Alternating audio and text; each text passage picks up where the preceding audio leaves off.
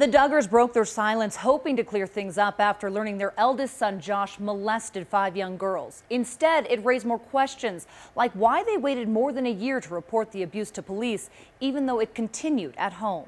One day after breaking their silence about their family's sex abuse scandal, and the Duggars are under fire. The Washington Post saying they cast themselves as martyrs, accusing them of downplaying the sexual abuse between their eldest son Josh and several young girls, including some of his sisters.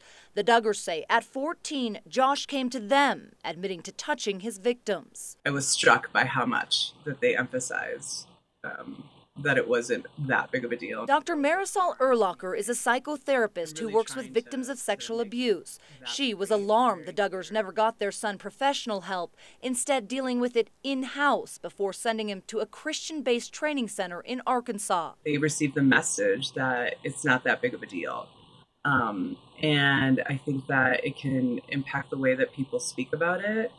It can impact the way that people actually come out and tell their story. The U.S. Department of Justice reports juveniles account for more than 1/3 of sex offenders known to police.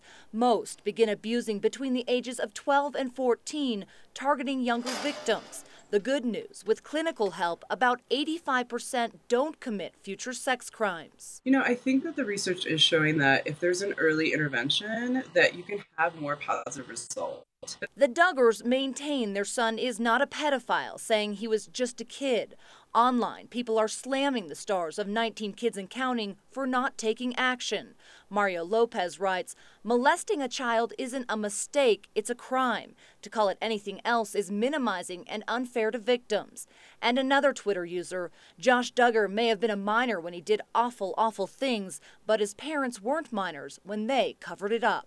And I think what's really important is that people actually start to open up a dialogue about what's important in families in terms of talking about healthy sexuality, allowing children the opportunity to speak about things that are difficult, and also giving children, empowering them to be able to make decisions about themselves and their bodies. 2 of the Duggar sisters who were apparent victims of the abuse are defending their brother. They say what he did was wrong, but he's not a child molester. Their interview with Megyn Kelly airs tomorrow on Fox. No word from TLC on the future of the show. From the Now National Desk, I'm Molly Hendrickson.